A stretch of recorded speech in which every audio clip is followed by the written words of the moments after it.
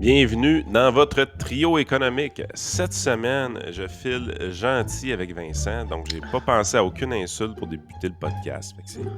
J'en suis vachement désolé. Je Non, sais on que termine c'est ça rendu un ici, on termine classique. ça ici, on termine ça ici. Mais c'est pas grave, on va insulter beaucoup de monde aujourd'hui de toute façon. Le sujet qu'on a décidé va manquer grassement de générosité.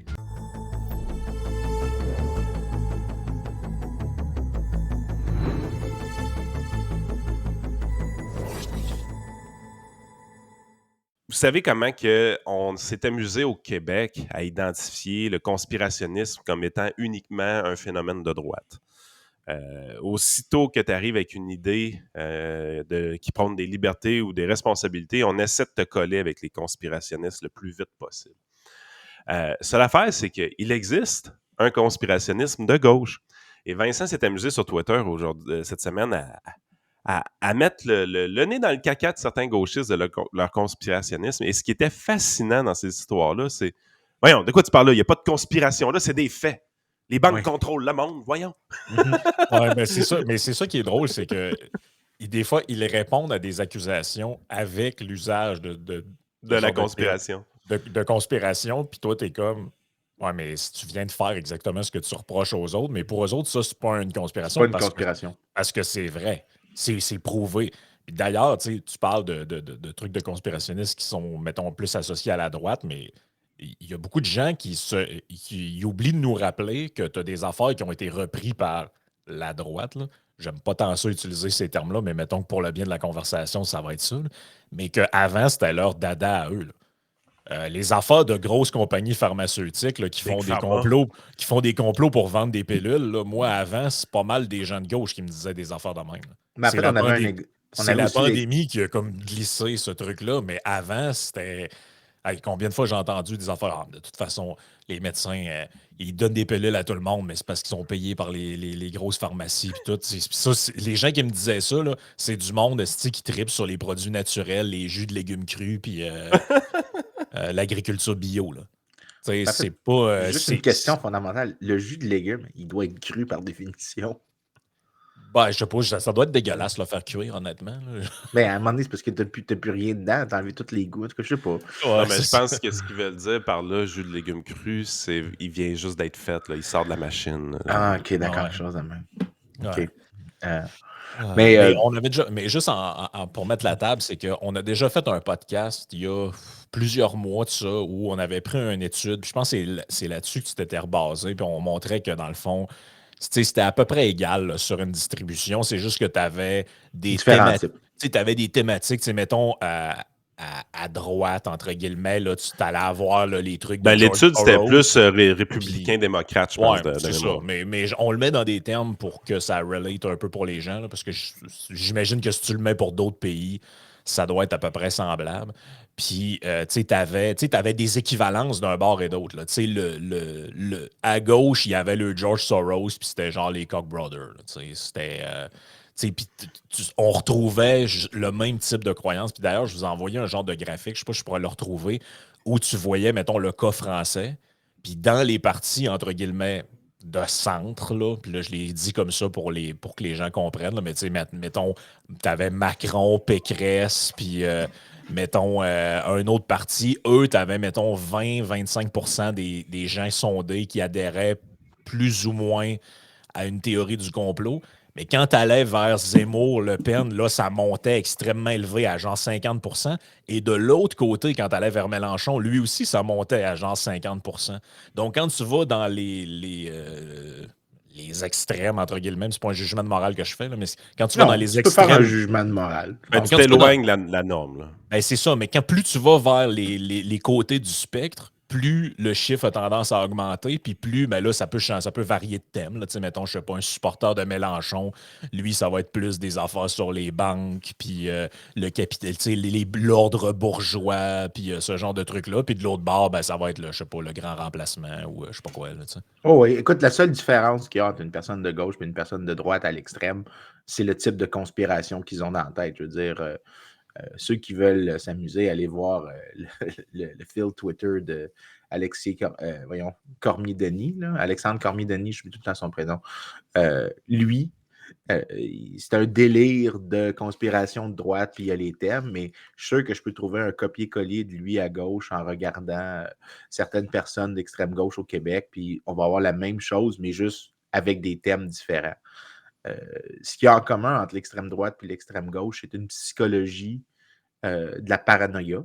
Donc, il faut que tu vois un adversaire qui est invisible pour tous les autres et que cet adversaire-là est tellement sinueux qu'il est capable de corrompre tous les aspects de l'idéologie. Il achète les gens, il est capable de corrompre même certains qui sont proches de toi à cet Mais extrême-là. t'as Donc, raison tu qu'un fais des des éléments vengeances clés, c'est la capacité de voir quelque chose que les autres voient pas. tout le temps. Tout est basé là-dessus. Oui, fait que tu as tout le temps une sorte de conspiration qui est avancée à cause d'un ennemi invisible ou d'une personne visible mais qui a des intentions sinistres qui ne sont pas explicitement couvertes. En fait, on avait un tweet de Gabriel Nadeau-Dubois il y a une couple de semaines sur la crise du logement que la CAQ délibérément sous-investissait en logements sociaux pour faire augmenter le prix des loyers pour les propriétaires privés à Montréal et que ça allait causer plus de crises de logement. Oui. Puis après ça, ils allaient pouvoir blâmer QS et répéter. C'est une théorie Fait de la que, conspiration de ben, pur et simple. Ben Ça. là, c'était une c'est théorie, beaucoup. c'est une forme de complot. Je veux dire, premièrement, juste l'affaire des logements sociaux. Le gouvernement provincial ne peut pas construire des logements sociaux si facilement que ça. Premièrement, les terres appartiennent. Il y a des terrains qui appartiennent à la Ville de Montréal. Il faut que tu demandes à la Ville de Montréal. Il faut que tu négocies avec la Ville de Montréal. Il faut que tu fasses des efforts. Il faut que tu cibles des terrains. Il faut que tu. C'est pas, c'est pas un truc facile à faire en soi. Puis, je ne pense pas que François Legault est dans son bureau et dit comment je peux blâmer QS de quelque chose. Comment je peux faire pour faire des Ouais, points puis là, comment je avec la. pourrais détruire le logement Puis social pour en même temps, favoriser? c'est ça. C'est délirant, là. Non, non, mais Puis je veux dire, on en a de différents exemples. Une des théories du complot assez célèbre de la région de Québec, entre autres, ça a été échafaudé par la madame qui n'aimait pas les radios privées, là, Madame Payette. Là. Elle, sa théorie, c'était que si dans les gens qui animent dans les radios à Québec, il y a beaucoup de gens qui étaient contre le projet de tramway de Régis Labaume, c'est que vu que le projet de tramway va désengorger la route, Oui. il va y avoir moins de monde pogné dans le trafic, moins de monde pogné dans le trafic, moins de gens qui écoutent la radio prisonniers dans leur char. Donc, leur intérêt dicté par les propriétaires qui leur obligent de tenir ce discours-là, c'est d'être contre le projet puisque ça amène plus d'auditeurs. Et là, ils te disent, et cette théorie-là a été reprise par Catherine Dorion, et ils te disent ça droit dans le bas de sérieux. Et si tu leur dis, mais c'est un complot, ton histoire, ils sont comme, de quoi c'est un complot? C'est vrai, ce sont des faits. Là, t'es comme, ben oui, mais. OK, mais toi, tu penses que, genre, le boss de la station, je sais pas, de Cogeco, rentre dans le bureau de Ben tel oui. animateur, puis il fait comme, là, sti, là, tu vas te dire que tu es contre le tramway. Là. Je vais t'expliquer pourquoi. Là. C'est parce que ce beau projet-là va réduire la congestion, puis nous autres, ça va nous enlever des auditeurs. Hein, mais je veux dire, Faut vraiment que tu aies une mentalité paranoïaque. Puis en fait, généralement, là, c'est ça l'aspect. Puis il y avait un livre de Hofstadter aux États-Unis qui était le Paranoid Style in American Politics, qui montrait qu'aux extrêmes, ce que tu avais en commun, c'était pas le type de conspiration qu'ils croyaient, mais que tu avais une mentalité très paranoïaque qui vient. Alors que plus tu te rapproches des gens qui sont proches du centre ou qui ont pas nécessairement, je ne sais pas où classer les libéraux, encore une fois, classiques, sur cet axe-là, parce que c'est pas de l'extrême droite, for sure, parce qu'on a eu l'extrême droite aussi. Mais généralement, ce que c'est que tu vas avoir ceux qui ne sont pas paranoïaques, c'est qu'ils vont avoir une idée que souvent les choses peuvent être expliquées tout simplement par de l'incompétence.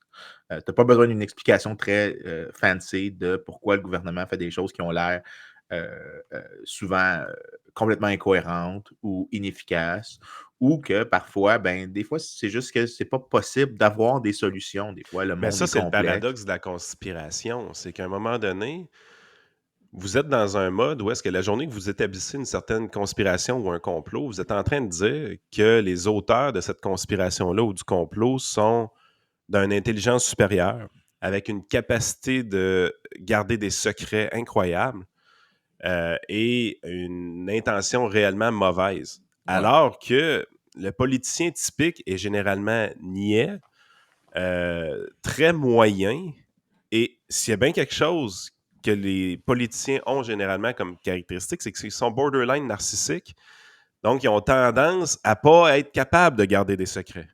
Ah, c'est ça. Ah non, très, très non. longtemps. Là. Tu sais, fait que tu es vraiment dans une position où est-ce que le complot parfait nécessite un super politicien qu'on n'a pas vu encore dans l'histoire de l'humanité. Ouais, puis ça Ah oui. nécessite un appareil étatique d'une agilité, d'une efficacité, en fait, dont on n'a jamais vu la preuve. Là.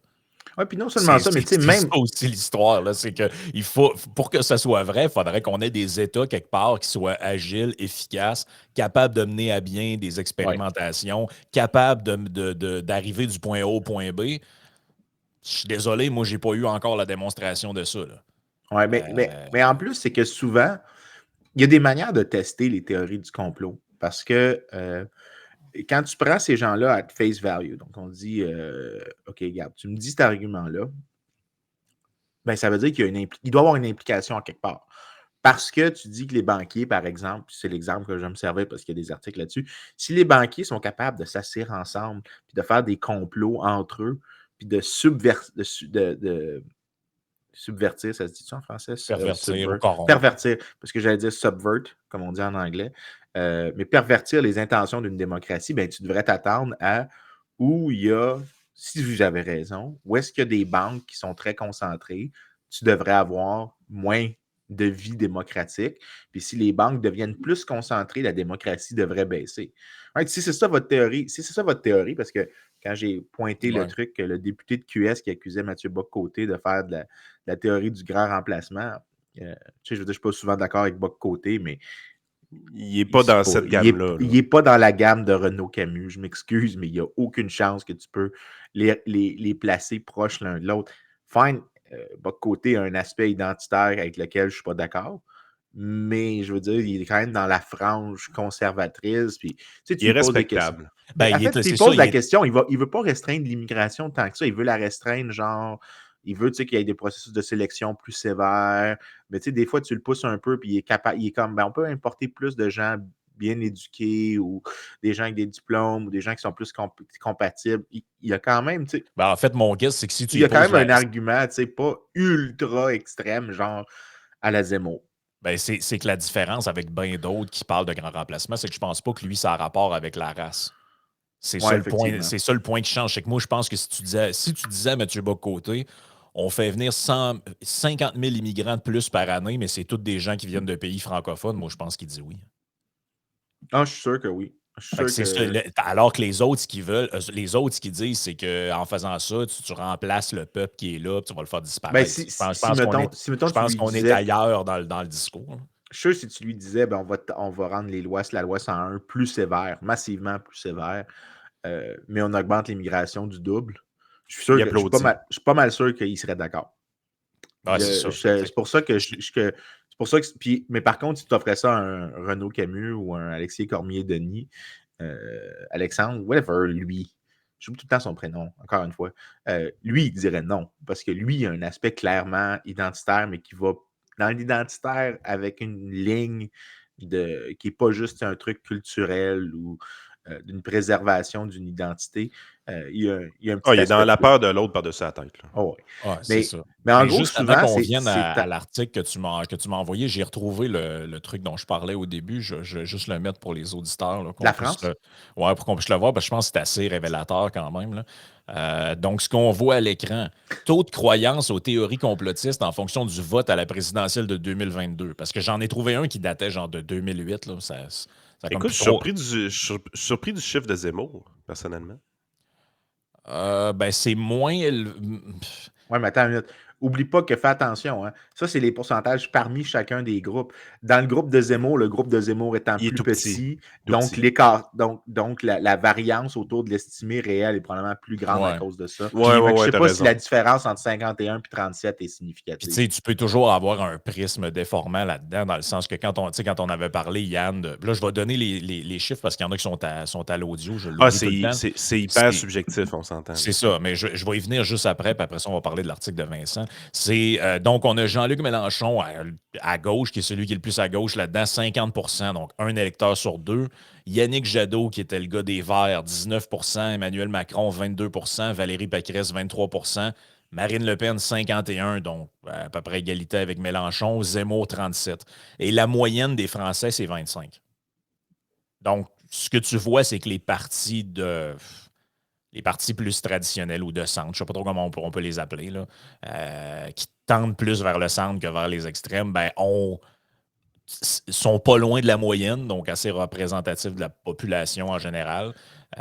Et Puis on les autres s'entend, dépassent la moyenne. 25% de Français qui adhèrent à une théorie du complot, tu dois absolument avoir une définition très large Ben, regarde, de qu'est-ce qu'un complot. en fait, ça a été fait par l'Institut, la Fondation Jean Jaurès. Là. Donc, j'ai un peu les détails de ça. Là. Et là, tu Juste vois. étant donné le nom, là, parce que c'est un détail quand même important, le nom de la fondation. Jean Jaurès, c'est pas l'ancien premier ministre socialiste, genre au début du 20e siècle. Fait que, tu sais, je Ouais. m'attends pas à ce que ça soit un truc de droite là, qui fait ça ou un truc. C'est un truc socialiste. là. C'est un truc du Parti socialiste proche de. Je serais pas surpris. Ouais, Juste à c'est cause ça. du nom. Et là, j'ai les théories là, qui ont été mises là-dedans. Donc, on a JFK, le sida, la théorie du false flag, les sociétés secrètes, le nouvel ordre mondial, les chemtrails, le créationnisme, la mission Apollo qui serait fake, la Terre plate, et j'en ai quelques autres. Là. Ça fait le tour pas mal quand même. Ouais, ça fait quand même un tour assez intéressant, mais encore là, tu sais, ce qu'on parlait, il n'y a pas tant d'affaires là-dedans sur des.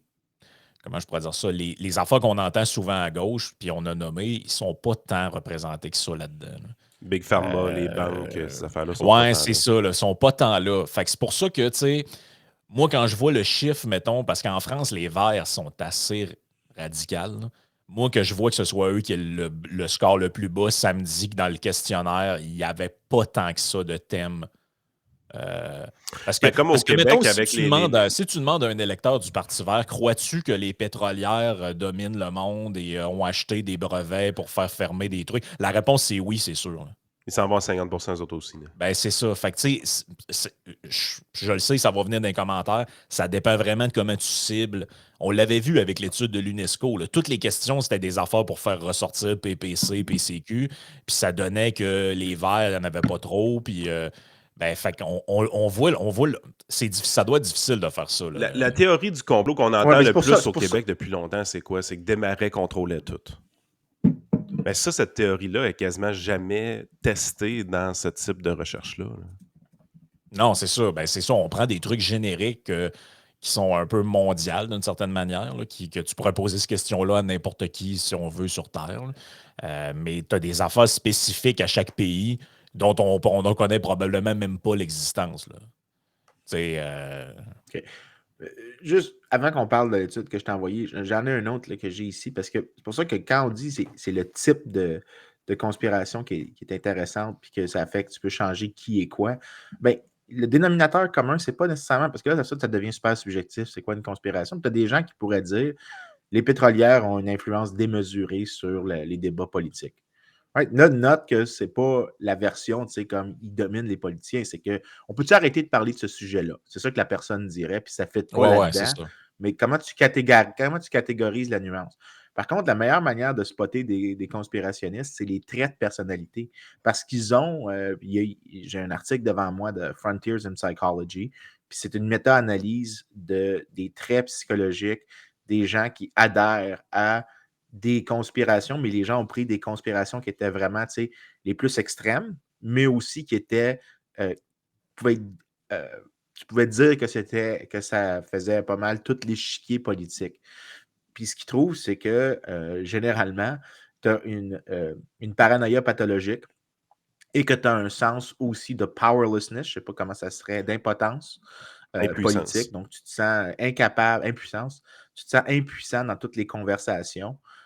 Par contre, les traits qui ne sont pas associés avec la conspiration, agreeableness, openness to experience, il y en avait un autre que je venais de voir dans l'explication, tolerance of other beliefs.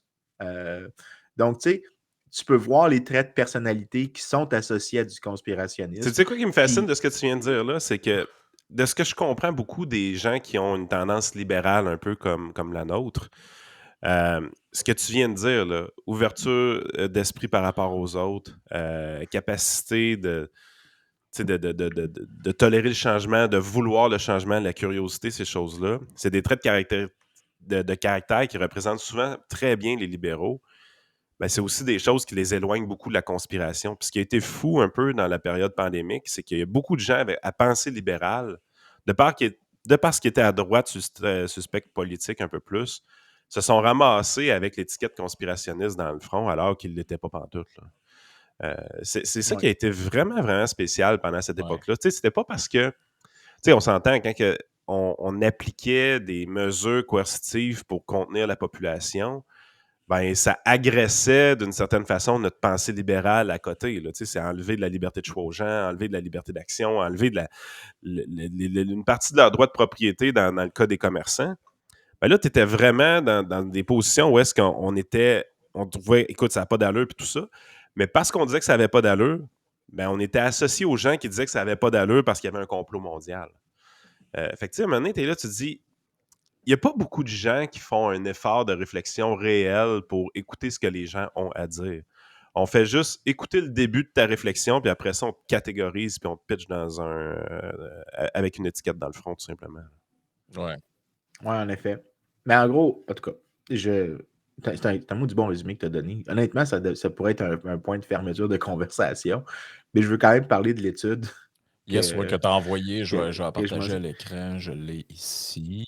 Parce qu'il y a une manière de faire passer un test aux conspirationnistes, c'est que si vous avez un modèle de conspiration, il y a souvent des manières de tester des implications de ce que vous êtes en train de dire. Oui. Donc, si, mettons, tu dis que les banques dominent la vie politique, donc tu devrais t'attendre à ce que plus les banques sont concentrées, plus il y a un monopole des banques, plus tu devrais avoir une vie démocratique qui est faible.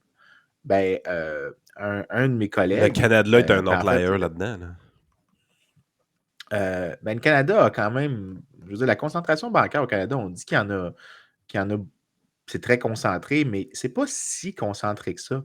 Parce que généralement, ce qu'on fait, c'est qu'on se compare aux États-Unis où tu as des lois qui font en sorte que tu as plein de limitations sur la capacité d'une banque d'ouvrir des branches ailleurs que dans l'État dans lequel elle était. Puis ça, c'était historique. Au Canada, tu as quand même 6 banques plus loin que ça. Dans le fond, tu compares plus des pays comme la Chine où c'était People Bank of China, où est-ce que là, à peu près tout se passe là. Exactement, ou des monopoles d'État, ou même juste des monopoles privés. Donc, tu as une grosse concentration. Puis dans l'article que je t'envoie, c'est quand tu regardes tu peux créer un indice de la concentration, ça s'appelle le Learner Index, et tu compares à savoir si ça a un effet sur certaines variables de mesure de la démocratie. Donc, généralement, on a comme j'ai fait une gaffe, excuse-moi, People Bank of China, c'est la banque centrale. Je mets le matin. Oubliez ça. Dis une niaiserie. En tout cas, j'ai même pas spoté quand tu as dit ça. Je pensais que tu faisais genre une banque c'est ça. générique. Moi aussi, je pensais pas que ça existait pour de vrai, ce truc-là, honnêtement. Non, moi, si tu avais dit banque centrale, j'aurais cliqué. Non, je suis dans le champ matin, oubliez ça. Ils disent, là, juste pour reprendre la phrase de l'article, parce que je l'ai mis en français pour que ce soit plus facile pour les auditeurs, ils disent « Nous examinons si la concentration bancaire sous le capitalisme conduit nécessairement à une concentration du pouvoir politique et à l'affaiblissement de la démocratie en utilisant l'indice de Lerner. » Donc, c'est ce que tu viens de dire. L'indice de Lerner, c'est le truc de la mesure de la concentration. Regarde, je n'étais pas si loin que ça. La Banque de Chine est l'une des 4 banques commerciales d'État de la République populaire de Chine. Fait que, grosso modo, là, c'est pas la People Bank of China, c'est Bank of China. Puis il y aurait... Rapidement, ce qu'on lit, c'est qu'il y en aurait juste 4, mais les 4 semblent être d'État, tout simplement. Ben, tu vois ça, puis Vincent, je vais te laisser finir ton point avant, mais quand tu compares quand tu fais des expériences de même, puis tu compares avec d'autres pays, ça démontre des thèses aussi. Là. Moi, je sais pas combien de fois, tu sais, dans les trucs de justement la banque, puis tout, là, mais il faudrait que les banques soient publiques, puis tu sais, t'avais QS, une année qui parlait de ça, le nationaliser. Ben, quand tu regardes des pays, justement, où il y a que des banques d'État, ben, tu regardes comment ça fonctionne, puis tu as la réponse à tes questions, là. Tu peux pas me dire que ça va être le paradis si on fait ça, puis ça va être plus démocratique, puis ça va être plus ci, puis plus ça. Regarde les pays qui ont un système comme ça. Est-ce que ça va mieux? Est-ce que c'est plus démocratique? Est-ce qu'il y a plus de liberté pour les gens? La réponse, c'est non. Ben, en fait, avant que je revienne sur l'article, il y a quand même 2 questions. C'est est-ce que si un État nationalise une banque, ça réduit la liberté politique dans l'avenir, ou c'est parce que tu n'as pas beaucoup de liberté politique pour commencer que tu peux nationaliser une banque? Ça, je te dirais que je n'ai pas de préconçu sur cette question-là. Mais les deux sont pas. Mais peu importe lequel des deux est vrai, les deux sont pas très attrayants. Je veux dire, dans le cas, c'est que d'une manière ou d'une autre, une nationalisation des banques est associée à quelque chose de mauvais. Mais par contre, pour revenir à l'article, quand tu regardes l'indice de concentration des banques sur les différentes mesures de liberté politique, de concentration du pouvoir politique, de liberté civile, de compétition démocratique, il y a zéro effet. Il n'y a aucune des tests. En gros, ils font, si je regarde, là, ils font 1, 2, 3, 4, 8, 16 tests différents. Dans aucun des tests différents, est-ce que l'effet de la concentration bancaire apparaît? En fait, des fois, il y a certains coefficients qui sont négatifs. Ça veut dire que, puis dans ce cas-là, ça veut dire que ça réduit la démocratie, mais dans d'autres, c'est positif, dans le sens où ça a l'air de les augmenter. Fait que ça tire partout, là, je veux dire, tu n'as aucune cohérence. C'est pas juste que ton étude n'a pas assez de données puis que tu manques d'observation, donc tu es ce qu'on appelle underpowered pour trouver un effet significatif. C'est non seulement que l'effet est clairement pas significatif, c'est qu'il tire partout de manière incohérente, ce qui veut dire qu'au final, c'est probablement pas l'effet que tu t'attends. Ça n'a probablement pas l'effet désiré. Puis c'est aussi parce que les banquiers ne sont pas exclusivement capables de côtoyer plus que d'autres industries le pouvoir politique. C'est parce que eux, ce qu'ils disent, là, c'est ça que ça veut dire quand tu es dans la conspiration de gauche. Puis quand je leur ai dit les banques contrôlent l'économie, quand ils disaient ça, ils disaient arrête, c'est vrai ça, ok, d'accord. Mais ce qu'ils disent, c'est qu'ils sont singulièrement capables de contrôler l'économie, eux plus que d'autres. Mais au final, c'est une industrie comme une autre, puis ils déploient des ressources dans la recherche de rente comme n'importe qui d'autre. Puis oui, ils veulent des traitements spéciaux, puis oui, ils aiment ça que les politiciens les écoutent, mais ça ne veut pas dire qu'ils sont capables de contrôler les politiciens plus que les fermiers qui font depuis des 2008, produits laitiers ou de la depuis 2008, volaille. Vincent, c'est l'industrie qui a gestion été de la l'offre. plus réglementée aux États-Unis. C'est hallucinant la quantité de réglementation qu'on a ajoutée au niveau bancaire américain. Ça en est quasiment capoté. Écoute, des petits faits que j'ai sur la Banque de Chine, parce que j'ai lu pendant que tu parlais, c'est assez spectaculaire pareil. C'est la 8e plus grosse entreprise au monde en 2017, la Banque de Chine. C'est une des 4 banques qui faisait beaucoup de prêts. Ils en ont privatisé une partie. Il y en a à peu près 25 à 30 de la banque qui est disponible sur les marchés des capitaux. BlackRock, par exemple, va être un des actionnaires. Ça, c'est une des conspirations qui est cool aussi à parler, BlackRock. Ça, je veux qu'on y revienne tantôt parce que c'est une qui me fait vraiment, vraiment rire. Mais je vais te laisser finir ton point sur ton étude, puis Frank, Non, mais c'est pas mal. J'ai pas mal fait le tour. Ce que j'allais rajouter juste, Yann, avant que tu finisses, c'est que Vincent parlait de l'aspect psychologique. Là. Et moi, je trouve qu'une des techniques. Parce que l'aspect psychologique, c'est qu'il faut comme que tu étudies les gens. Là. Quand tu vas faire une étude, il faut que tu les questionnes sur des comportements qu'ils ont. Puis tout.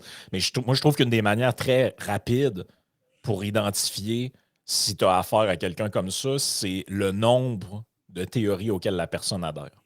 En général, une personne qui adhère à un truc, ça peut s'expliquer par une mauvaise information, ça peut s'expliquer par une croyance que tu as pour toutes sortes de raisons.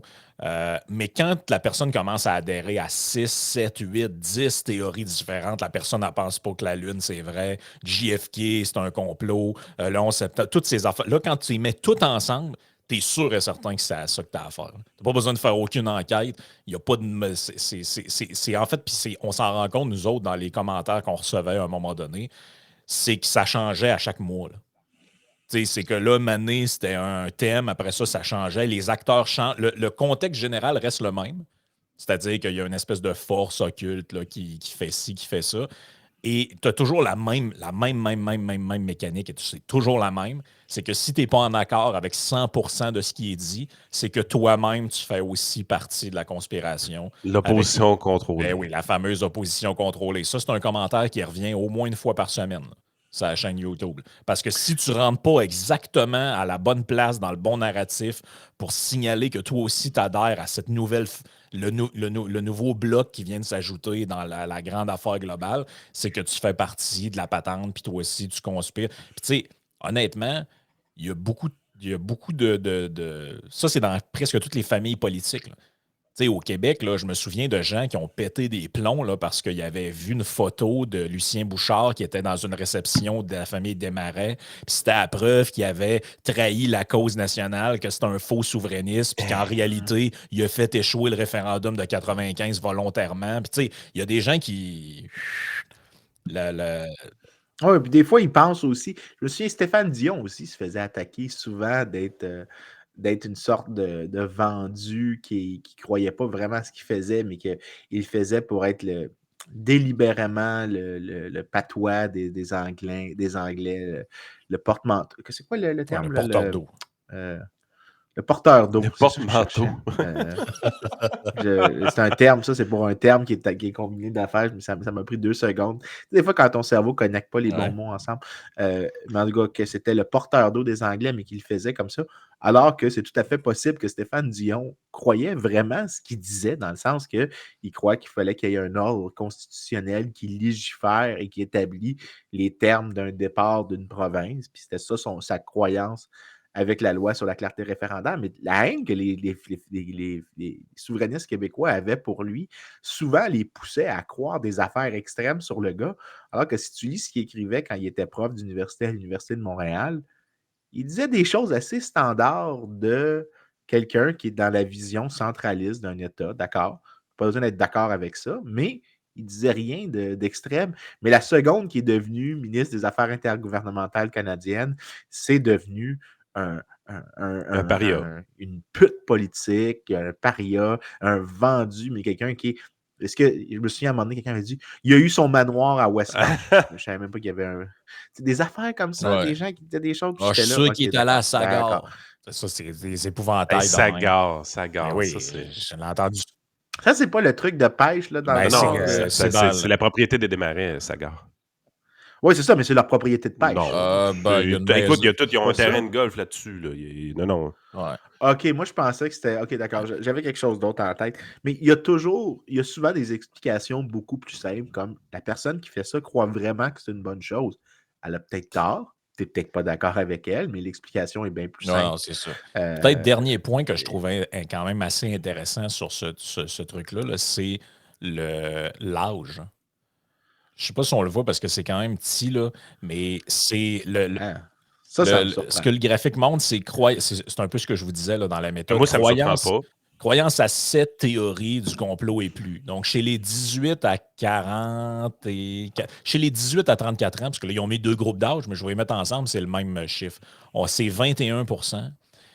Chez les 35 à 49 ans, c'est 13. 50 à 54 ans, c'est 13 aussi. Et 65 ans et plus, c'est 5%. Ouais, mais ça fait du sens, les gars. Je comprends pas pourquoi ça vous surprend. Moi, c'est parfaitement logique dans ma tête. Ben, dis donc pourquoi toi tu crois que ça fait du sens? Ben, Juste pour écoute, voir, là. à un moment donné, je pense que t'es un peu naïf quand t'es jeune. Veux pas, c'est normal, ça fait partie de la jeunesse. Donc, tu as une tendance à croire à peu près tout ce que tu lis. Donc, si tu es exposé à une théorie du complot, naturellement, tu vas avoir tendance à la croire en premier. Puis après ça, avec l'expérience de vie, tu finis par te rendre compte que, OK, ou d'autres lectures viennent te mettre dans une situation où est-ce que tu dis, OK, ouais, ça, c'était pas vrai, ça, c'était pas vrai. Et avec le temps, tu apprends à devenir sceptique. Donc, tu prends pas tout ce qu'on te dit pour du cash. Tu finis par expérience, tu sais qu'il y a des choses auxquelles tu as cru que tu avais tort au fil du temps. Donc, ton niveau de scepticisme augmente avec l'expérience ou avec la sagesse, certains diront. Puis à un moment donné, ben, tu es plus immunisé par rapport à ces affaires-là. Puis tu sais, à un moment donné, tu vois toutes sortes de théories qui sont dites. Tu sais, je vais donner une, par exemple, d'Alexis Cossette-Trudel. Là. Il disait que Trump allait être remis au pouvoir aux États-Unis 6 mois après l'introduction de Biden. Il y avait une cellule à Guantanamo qui était prête pour Biden, des affaires de même. Mais là, c'est parce qu'on est 2023, puis l'élection présidentielle s'en vient la prochaine, puis Trump va se représenter d'ailleurs. Ben là, tu es dans une position où tu te dis, ouais, c'est pas avéré, hein? Fait que tu sais, quelqu'un qui est normalement constitué va voir chacune de ces théories au fur et à mesure, ne pas se. Ou en tout cas, quelqu'un qui a de la mémoire minimalement, là, va se dire, ben écoute, ça s'est pas avéré, ça s'est pas avéré, ça s'est pas avéré. Fait que la prochaine fois qu'on lui présente de quoi qui a l'air cousu de fil blanc, mais son niveau de scepticisme va être plus élevé, puis il va dire, OK, avant de croire ça, je vais peut-être m'informer ou je vais peut-être l'ignorer. Mais on tombe moins facilement dans le panneau parce que je vois ça un peu comme un piège, une théorie du complot. Éventuellement, c'est qu'on va chercher des gens avec ça, puis on les amène dans une gang, dans un sentiment d'appartenance qui est assez fort. Mais, tu sais, je veux dire, ça tient tant et aussi longtemps que tout le monde croit la même affaire. Puis la seule façon de continuer à croire, c'est de ne pas avoir de mémoire. Parce que ces théories-là ne s'avèrent jamais vraies. Ben, en fait, c'est que moi, je trouve que c'est comme un peu un déséquilibre, cette affaire-là. Puis je parle pas je dis pas que les gens sont déséquilibrés, là, mais ce que je veux dire, c'est que le déséquilibre, c'est que ça part un peu d'une attitude qui est correcte à avoir. Tu sais, tu parlais de scepticisme. Puis c'est vrai là, qu'on se fait souvent bourrer. Là. Tu sais, si moi, je la suis l'actualité à tous les jours, là, puis je call bullshit souvent sur bien des affaires.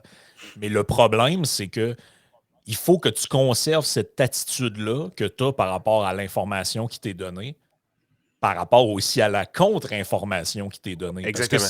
Parce que si tu doutes, si tu es dubitatif, si tu es sceptique par rapport à ce qu'on te dit, là, par rapport à ce que tu vois, là, bon, ben là, telle nouvelle, je sais pas, sortie dans la presse, puis là, t'es comme, ouais, je me semble que ça a l'air cousu de fil blanc, cette affaire-là. Mais que quelqu'un arrive avec une proposition inverse et que ça, tu doutes pas du tout de ça et que tu l'assimiles comme quelqu'un qui lirait les nouvelles sans esprit critique, ben en fait, tu reproduis de manière inversée, tu sais, c'est un peu l'histoire du miroir, la même chose que ce dont tu essayais de sortir au départ. Oui, puis C'est ça qui est le le problème, sentiment moi, je pense. d'appartenance est important ici parce que c'est la presse qui l'écrit, puis tu dis ça, c'est la gang qui est contre moi. Tu dis mon niveau de scepticisme est très, très, très élevé. C'est pas ça du scepticisme, ça, c'est juste d'être contre ton adversaire d'une certaine façon. Puis là, la minute que quelqu'un de ton équipe dit quelque chose, là, t'es pour, mais t'as pas fait preuve de scepticisme encore. Le vrai scepticisme, c'est de donner la chance au coureur, de savoir que même si c'est la presse qui dit, généralement, tu peux te douter que ça va être de la merde, mais de temps en temps, ils vont faire de quoi de bien aussi. Parce Puis, que tu dois détecter ce qu'ils vont faire de bien éventuellement également. Parce que moi, un des trucs que j'aime pas, là, entre autres, dans à peu près toutes les études que j'ai vues là-dessus, là, puis celles dont l'UNESCO avait fait aussi, il y a un point qui est inclus là-dedans avec lequel je suis vraiment pas d'accord. Là. C'est eux rentrent dans l'aspect complot, ton degré de confiance envers les médias. Dans le fond, si toi, tu n'as pas trop confiance aux médias, puis tu penses qu'ils te bullshit T'es souvent, ça fait de complotiste. toi un complotiste. Puis regarde le chiffre que j'ai. Dans le truc de Jean Jaurès, c'est assez intéressant, pareil, ce qu'ils disent. L'énoncé selon lequel, étant largement soumis aux pressions du pouvoir politique et de l'argent, la marge de manœuvre des médias est limitée et ils ne peuvent pas traiter comme ils voudraient de certains sujets, recueille Oui, l'adhésion de plus d'un Français sur trois, et check bien ça, c'est chez les sympathisants de la France insoumise et Europe Écologie Les Verts que cette opinion est la plus forte. 55% des adhérents pensent que, ben là, ils l'ont phrasé aussi pour que ça ait de l'air, Ça aille chercher beaucoup de monde. pour que ça aille chercher beaucoup de monde. Mais tu sais, il y a des sondages qui ont été faits sur la confiance que les gens ont envers les médias. Là. Et c'est mais très faible. tu vois, ça, là, tu vois, la manière dont les mots que tu as utilisés pour définir comment c'était pour dire comment c'était défini, c'était que c'était de l'influence indue qui était mise et exercée sur les médias. La critique, moi, la raison que je dis aux gens, arrêtez de consommer ces informations-là, c'est pas cette justification-là que je donne, c'est que, les incitations de produire des médias de manière continue, c'est pas d'aller en Non. profondeur. Donc, tu vas jamais comprendre un sujet. Juste pour ça, tu devrais pas leur faire confiance parce que même si la personne est honnête dans son reporting, la qualité va quand même être médiocre. Donc, juste pour ça, tu devrais pas le consommer. Mais l'autre chose aussi, c'est que les gens ont des biais qui sont subtils et qui, des fois, ne sont même pas prononcés par eux-mêmes. Ils vont le voir et tu peux les faire identifier. Souvent, en fait, la meilleure manière de les identifier, c'est que on fait des expériences en laboratoire souvent où est-ce qu'on offre à des gens de changer des réponses. Ça, c'est ma préférée quand tu donnes à un républicain la question c'était qui le président qui a augmenté le plus l'inflation pour réduire le plus le chômage? Ils vont dire que c'est Clinton. Mais si tu leur offres un petit paiement pour changer leur réponse, ils vont donner la bonne réponse.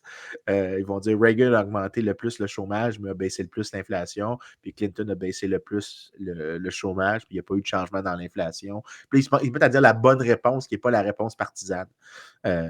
Donc, tu sais, tu vois que les gens ont des biais qui sont parfois subtils ou des fois, ils sont pas super subtils pantoute. Ils ont une carrière, c'est ça. dans des les fois, médias, ou ils des fois, prétendent c'est être que tu neutres, puis ils t'auraient traité de complotiste si tu avais dit « Moi, j'ai des doutes sur la neutralité de ces C'est ça. gens-là », mais sacrément, ils quittent leur poste puis ils se présentent pour un parti politique. Puis Tu me dis, tu me c'est feras ça. pas croire, tu me feras C'est pas ça, croire que ça, tu c'est étais l'autre neutre. Là, aspect. tu sais. Puis le pire, c'est que dans Non, cette ça, c'est étude-là, de la l'autre manière aspect. qu'ils ont formulé cette théorie du complot-là, d'une certaine façon, eux-mêmes démontrent un certain biais. C'est ça. Parce que, tu sais, je veux dire, si tu arrives puis tu dis, mettons que tu arrives, je pense que l'environnement médiatique aux États-Unis est équilibré, dans le sens que, oui, tu as MSNBC puis CNN qui sont biaisés côté démocrate, mais tu as également la version Fox News qui est extrêmement biaisée en faveur des républicains. Fait que, tu sais, dans un environnement médiatique équilibré comme ça, si tu arrives puis tu dis, j'ai pas confiance dans les médias parce qu'ils sont biaisés, je veux dire, ça me semble que c'est une évidence. C'est une évidence. Par contre, ça ne veut pas dire que c'est toute de la merde qu'ils disent. C'est juste qu'ils ont des biais. Puis aussi je trouve toujours intéressant que puis ça, c'est un commentaire sur les médias, souvent qui vont dire il y avait une âge d'or dans lequel les médias, c'était la place où on s'assoyait, puis aux États-Unis, c'est particulièrement criant, cette image-là. C'est qu'on s'assoyait autour de la télé, puis on écoutait Walter Cronkite dans les années 60. On avait 3 canaux, puis ils nous donnaient toute l'information, puis on voyait tous la même chose. Puis ils disent ça comme si c'était le sentiment de communauté, que c'était bien, mais en réalité, je m'excuse, mais c'est pas nécessairement bien que quand tu avais 3 canaux, c'était l'époque, puis c'était pas par le résultat tant que ça du marché. Oui, il y avait un aspect du marché à cause du fait que il faut que tu fasses compétition pour les ondes, puis le spectre que tu as besoin pour la télédiffusion est limité. En fait, ça dépend sur quelle longueur de diffusion, mais tu avais une sorte de problème avec ça. Mais tu avais aussi le fait que tu avais, là j'oublie le FCC, Ouais. j'oublie tout le temps l'agence qui s'en occupe, mais il fallait que tu demandes l'autorisation d'ouvrir un nouveau canal. Et à plusieurs occasions, il y a eu le rejet de canaux proposés par des entreprises privées. C'est uniquement quand la câblo-diffusion est arrivée Ça l'a explosé. que ça a explosé, que l'information a augmenté. Mais tu avais aussi plein de... Puis il y a un livre excellent qui a été publié, je pense, les presses d'Université Harvard par Paul Matzo. Ça s'appelle Radio Right. Je vais te le trouver. Ouais, c'est ça. Dans les années... naturellement, je pense qu'au niveau des ondes radio, tu avais capacité d'avoir beaucoup plus de postes différents qu'au niveau de ce qui se faisait à la télé à l'époque. C'est ça. C'est parce que la radio, le problème du spectre, de la compétition pour le spectre est moins problématique parce que, tu as moins de coûts fixes. Fait que tu n'as pas besoin d'avoir une diffusion aussi large. Donc, tu pouvais avoir des petites radios locales qui, même s'ils étaient sur la même fréquence qu'une autre radio locale, ils n'avaient jamais de chance qu'ils allaient compétitionner, qu'ils allaient être la même fréquence à l'arrivée par 2 émetteurs. Donc, tu n'avais pas ce problème-là qui existait, mais tu avais, dans les années 50, un paquet de gens qui faisaient de la radio de droite aux États-Unis, puis ils avaient un paquet d'émissions. Puis c'est une histoire un peu oubliée, mais ça avait pogné. Là, ils avaient des shows syndiqués. C'était en fait l'ancêtre de les gens, en fait, quand tu parles genre de Rush Limbaugh aux États-Unis aujourd'hui, quand on lui demandait c'était qui avait créé, c'est qui avait été son inspiration, c'était les gens de cette époque-là, Carl McIntyre, Billy James Hargis, Clarence Mannion, des gens qui étaient vraiment, puis c'était souvent des évangéliques qui en parlaient. Mais dans les années 60, Lyndon Johnson demande à l'entité réglementaire de crack down un peu parce que il y a un problème. Puis il en parle, il y a des citations de lui, et donc il y a des pressions qui sont mises et ça commence un peu à diminuer, mais ça réémerge d'une autre manière un peu plus tard avec des Rush Limbaugh, mais tu avais de la pression politique qui avait été exercée mais c'était pas nécessairement juste Johnson, c'était les autres émissions qui n'aimaient pas la compétition, qui ont essayé de pousser pour ça. Dans le truc dont on parle depuis tantôt, là, une des affaires justement que je trouve dérangeante, c'est que, puis c'est vraiment présent dans beaucoup d'études, c'est que d'une certaine manière, les gens qui vont vraiment douter de tout puis adhérer à toutes les théories alternatives, eux partent du présupposé que tout le monde est mauvais, tout le monde a des intentions malveillantes, puis tout le monde cherche à manipuler tout le monde. À l'inverse, on dirait que ces gens qui étudient ça partent un peu du principe qu'il y a une genre de pureté ou de neutralité naturelle, par exemple chez les politiciens, les médias, et ils vont considérer déjà comme complotiste la personne qui va dire non, je pense pas que Exact. les politiciens sont des bonnes personnes par nature, ou que les. Tu sais, puis on le sait, on le vit nous-mêmes. Quand tu es dans un média, tu as des incitations qui sont, bon, par exemple, générer des vues, générer de la croissance, qui font que ben, tu vas axer des fois plus sur certains trucs, tu vas phraser tes affaires différemment. Puis, tu sais, je me souviens, dans l'étude sur l'UNESCO, tu avais une question du genre les médias exagèrent l'impact des changements climatiques, mettons. Mais c'est sûr que tu réponds. Comment tu peux ne pas répondre oui à une question de même quand tu vois les titres sensationnalistes qu'ils mettent, genre d'ici 3 ans, la dernière chance, il est minuit moins une. Puis à chaque fois que tu vas voir dans les études comme telles ce que les gens disent, tu sais, si vous allez lire le rapport du GIEC, là, j'ai déjà fait, moi, par curiosité, tu vis quasiment de l'anxiété, tu te dis, mais c'est quoi cet article de journal-là quand tu as l'impression que tu vas mourir, tu sais? Là, tu vas lire un peu le rapport, le résumé, puis là, ils disent, bah, il y a plusieurs scénarios. S'il arrive ça, il va arriver ça. Tu sais, c'est très tempéré, c'est très nuancé, c'est très genre. Complet. Il y a pas d'un, il n'y a pas de version unique. Tout le monde dit, ben, il y a une série de scénarios, il pourrait arriver ça si on fait ça. Si c'est 1.5, il va arriver ça. Si c'est 2, il va arriver ça. Mais tu lis l'article de journal, puis c'est euh, les scientifiques mettent en garde contre une extinction de masse, l'humanité en est à son dernier souffle. Puis là, t'es comme, mais Chris, comment tu peux me dire que c'est du conspirationniste de dire qu'ils exagèrent ou qu'ils mettent de l'enflure là-dedans? Je veux dire, il n'y a aucun complotisme là-dedans, là. En C'est fait, c'est que pour attirer des clics, pour générer des vues, pour que ça fasse jaser, ils font de la sensation, ils font du clickbait, ils mettent un peu plus de gaz que le client demande, des fois beaucoup plus de, ben, Chris, de on le gaz fait que le nous autres client. mêmes, Frank. Ben, c'est pour Puis ça tu que j'ai sais, commencé mon intervention en disant ça. On le sait, on n'est pas étranger à ça non plus. des gens disent, ah ouais, des fois, vous exagérez avec vos titres, des fois, les thumbnails que vous mettez, Ben oui, mais c'est parce que on a un contenu qui est complet, on a un contenu qui est nuancé. Des fois, oui, des fois, non. Des fois, il y a beaucoup de divertissement, des fois, on est quand même plus sérieux. Mais on veut que ce contenu-là soit écouté par plus de monde. Je veux dire, notre intérêt est là. Et malheureusement, puis ça, c'est la réalité. On n'a pas envie de faire de l'emballage nerd comme des paquets de cigarettes qui sont Écoute, couleur vert exactement. olive. Puis Là. malheureusement, Je l'aime, le Marlboro si je Man. mets la face à Vincent Gelozo sur un thumbnail ou si je mets Ça une marche pas. pitoune, ben vous allez plus cliquer sur la pitoune. Que si vous voulez, je vous dise. Pas de ma faute à moi, c'est de votre faute à vous autres. Si vous avez le choix entre cliquer sur une pitoune et cliquer sur moi, je veux vraiment questionner. Ouais, c'est ça. Mais tu sais, mais c'est parce que ça me fait rire un peu parce qu'il y a un aveu, des fois, même des médias eux-mêmes, de ce genre de truc-là, mais ils considèrent encore que si tu remets en doute leur autorité ou leur neutralité, c'est que tu as un problème. Mais tu remarqueras souvent, les gens, mettons, ils partagent sur les réseaux sociaux des articles, puis là, sont indignés de ça pour une raison ou une autre. Puis là, des fois, tu as le journaliste lui-même qui vient commenter vous n'avez pas lu l'article car vous sauriez que telle affaire. Ouais, mais tu es en train de m'admettre que, en réalité, le contenu de ce que tu as écrit n'a pas rapport avec comment tu l'as présenté et donc que tu as induit les gens en erreur. Donc, arrête de me dire que tu fais pas de la désinformation ou que tu n'essayes pas d'influencer. En fait, arrête de me dire que tu es neutre. C'est En pas fait, neutre. le problème d'un complotiste, c'est la chose suivante. C'est que on vit dans un monde que tout le monde essaie d'influencer tout le monde. Donc, est-ce que le politique essaie d'influencer le média? Oui. Est-ce que le média essaie d'influencer le politique? La réponse est oui. Est-ce qu'il y a des entreprises privées qui essaient d'influencer le politique? La réponse est oui. Donc, à un moment donné, tu es dans une position où est-ce que tu dis, quand tu prends pour acquis que tout le monde vit dans un monde où est-ce que l'influence est une monnaie qui peut être utilisée d'une manière à ton avantage, d'une certaine façon, les gens vont naturellement essayer d'influencer. Par contre, influencer, ce n'est pas contrôler.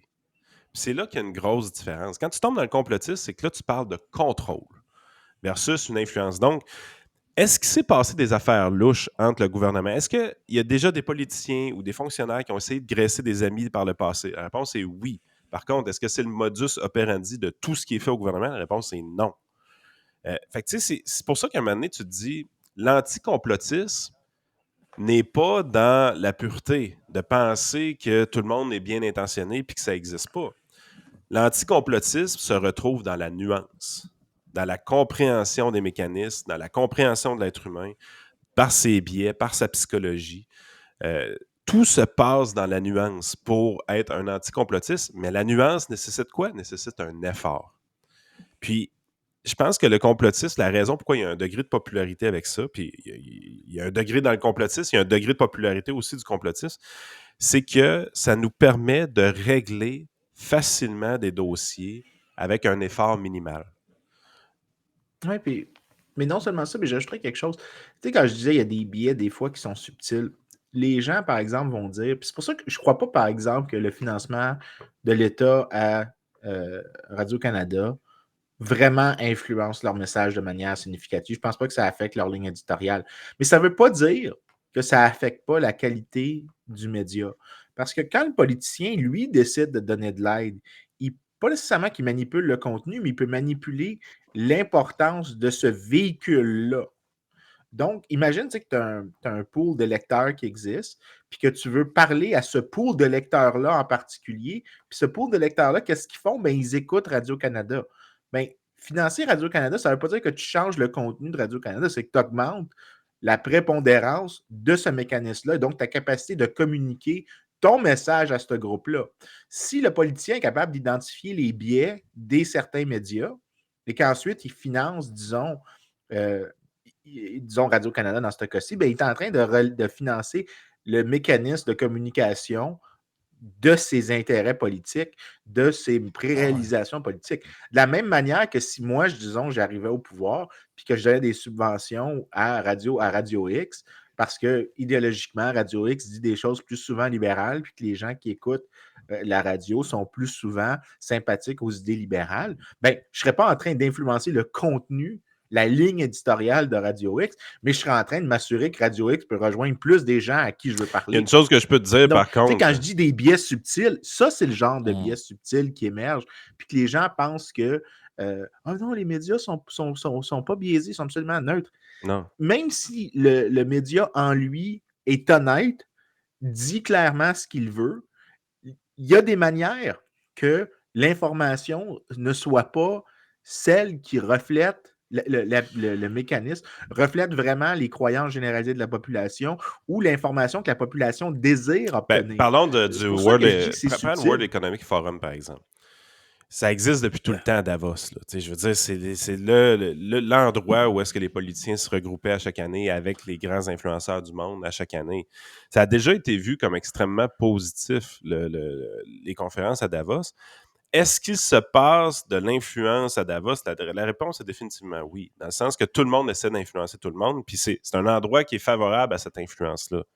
Par contre, la manière que c'est présenté dans la théorie du complot, c'est que Davos est un endroit où est-ce que les dirigeants politiques vont chercher leur instruction pour l'année. Vous voyez le niveau de différence un peu? Est-ce que c'est une grande conférence où est-ce que tout le monde essaie d'influencer tout le monde puis il y a une certaine idéologie qui essaie d'être véhiculée puis tout ça? La réponse est définitivement oui. Est-ce que c'est ésotérique sur le borderline? Définitivement aussi. Il y a des affaires vraiment, vraiment fucked up qui se disent là puis qui arriveront jamais. Mais ça a toujours été une conférence un peu futuriste, dans le sens où on essaie de voir l'avenir des pays dans 15 ans, dans 20 ans, dans 30 ans. Puis, il y a un attrait pour ça. C'est pas pour rien que c'est devenu populaire auprès des politiciens. Mais les gens qui voient que tu t'en vas là pour recevoir tes instructions pour l'année, je veux dire, là, vous exagérez. Là. Vous êtes rendu trop loin. C'est là que tu es dans le rabbit hole.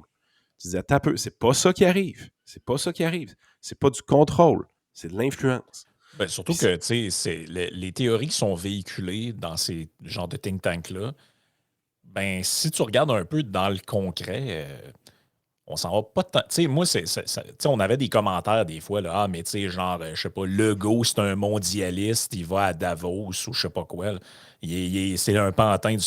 Là, t'es comme, excuse-moi, là, mais check les agissements concrets du premier ministre qu'on a. C'est un gars qui est très protectionniste. Pas trop d'ouverture des frontières, libre-échange, il n'a pas l'air à aimer ça tant que ça. Fait que, en quoi c'est un mondialiste? Là? Un mondialiste, ça a regardé le chemin Roxham ouvert. Là. Les frontières, là, puis depuis la pandémie, là, le libre-échange puis la mondialisation, on a pris un petit coup. C'est en baisse. Là. Fait que, Mais la liberté économique en général. C'est ça. Fait que tu dire, peux pas m'arriver et dire c'est tout le mondialisme néolibéral. Chris, ça résiste, comme disait Vincent, ça résiste pas à l'épreuve des faits. Si tu testes l'hypothèse comme telle, puis là tu te dis OK, prenons depuis que les gens vont là, si ce que tu dis est vrai, on devrait vivre dans un monde encore plus mondialisé, encore plus libéral, encore plus free market, encore plus libre-échange. La réalité, c'est que c'est plutôt l'inverse, en fait. Puis en fait, il y a tellement de conférences à Davos, les gens ont de la misère à le réaliser. Mais c'est pas un discours unique qui est dit là-bas. Ça tire dans toutes les foutues directions. Tu sais, oui, il y en a des communistes qui vont présenter des idées folles là-dedans. Il y a des enverdeurs qui vont présenter des idées folles là-dedans. Il y a des gens qui vont présenter des idées de libre-échange. Puis tout le monde essaye d'influencer tout le monde, mais il n'y a pas de ligne directrice précise. Il y a quelqu'un l'autre fois qui m'a dit, qui m'a fait un parallèle que je trouve intéressant. Il me dit, tu sais quoi Davos? Il dit c'est un genre de méga réseau Liberté Québec. Ben, c'est ce que c'est.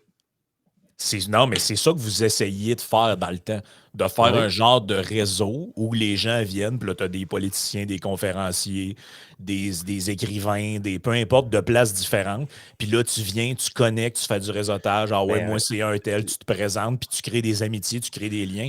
Ce genre de truc-là, c'est ça à échelle genre mondiale. Je vais te nommer des conférenciers qu'on a déjà eus. Puis tu vas voir que tu essaies de trouver la ligne directrice entre eux autres. Tu vas avoir de la misère.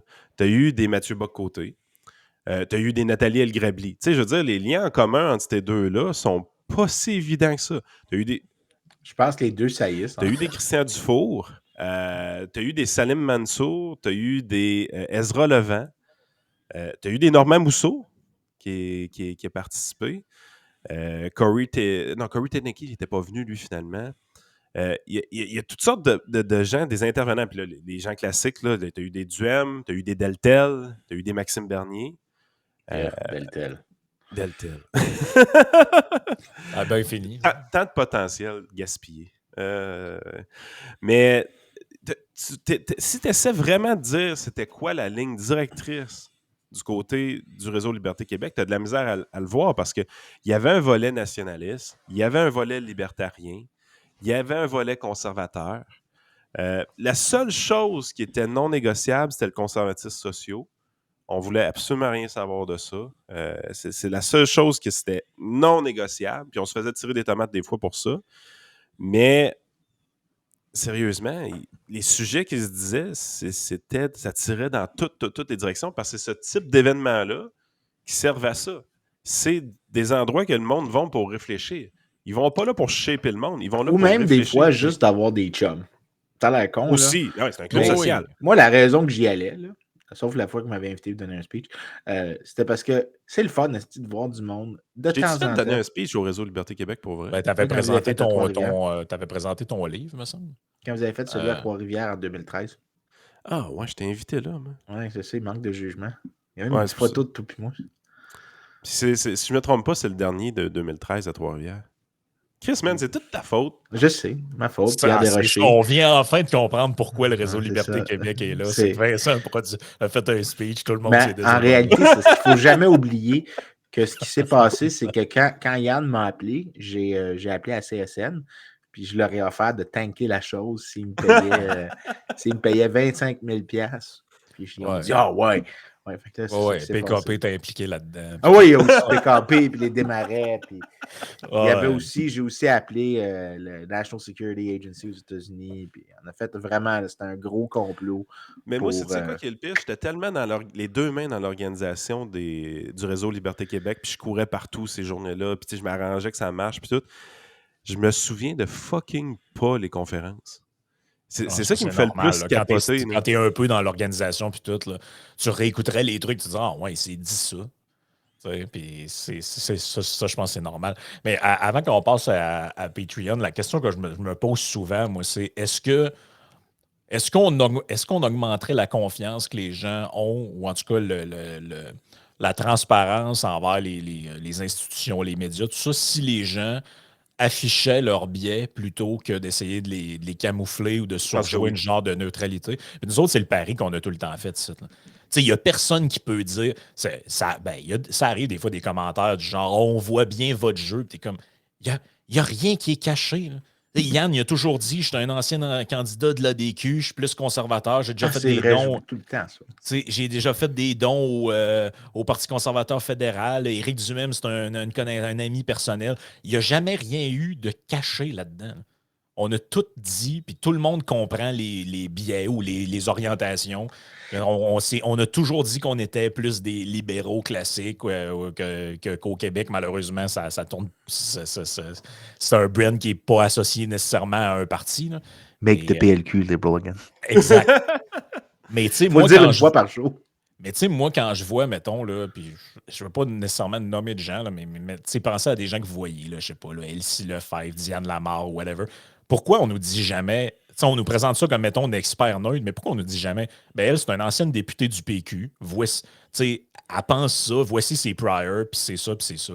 La seule chose qui a été faite au Québec vraiment, où est-ce que on assumait des priors puis qu'on sélectionnait les gens en fonction des priors, c'était le Club des ex, par exemple.